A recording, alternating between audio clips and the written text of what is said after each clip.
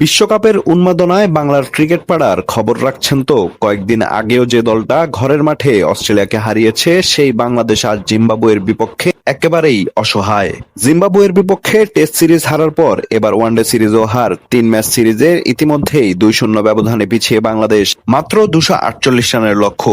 একদিনের ক্রিকেটে খুব বড় কোনো টার্গেট নয়, অথচ সেই রান তাড়া করতে নেমেই 234 রানে অল আউট বাংলাদেশ। প্রশ্ন একটাই, আসলে বাংলাদেশ ক্রিকেটের বাস্তব অবস্থান কোথায়? অনেকের মতে এই ব্যর্থতার দায় শুধু ক্রিকেটারদের নয়, দায় আছে বাংলাদেশ ক্রিকেট বোর্ডের, দায় আছে পুরো সিস্টেমের। কয়েকদিন আগে অস্ট্রেলিয়ার বিপক্ষে জয়ের পর সবাই মনে করেছিল বাংলাদেশ দল পরিণত হয়েছে, কিন্তু বাস্তবতা হলো সেই সিরিজে অস্ট্রেলিয়ার পূর্ণ শক্তির দল ছিল না। ঘরের মাঠের সেই জয় হয়তো আমাদের একটা মিথ্যা আত্মবিশ্বাস দিয়েছিল, আর জিম্বাবুয়েতে গিয়ে সেই আত্মবিশ্বাসের আসল চেহারা দেখা যাচ্ছে।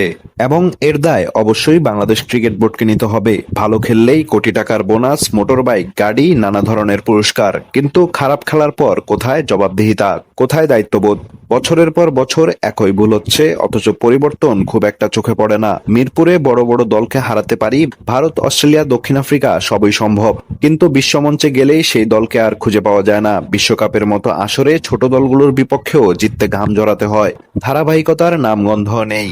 এই কারণেই আজ বাংলাদেশ ক্রিকেটের উপর বিশ্বাস রাখা কঠিন হয়ে যাচ্ছে। বিশ্বকাপ জেতা তো অনেক দূরের স্বপ্ন, এশিয়া কাপ নিয়েও এখন আশাবাদী হওয়া কঠিন। সবচেয়ে অবাক লাগে, পারফরমেন্স যেমনই হোক, ক্রিকেটারদের আয় রোজগার বা সুবিধার কোনো কমতি নেই, কারণ আমরা দর্শকরাই সব ভুলে আবারও একইভাবে সমর্থন দিয়ে যাই। একটি অথবা দুটি ম্যাচ ভালো খেললেই যদি পুরস্কার থাকে, তাহলে দীর্ঘ 42 বছর খেলেও খারাপ খেললে জবাবদিহিতা বা শাস্তি থাকা কি উচিত নয়? আজ ক্রিকেট দেখার আগ্রহটা যেন হারিয়েই যাচ্ছে।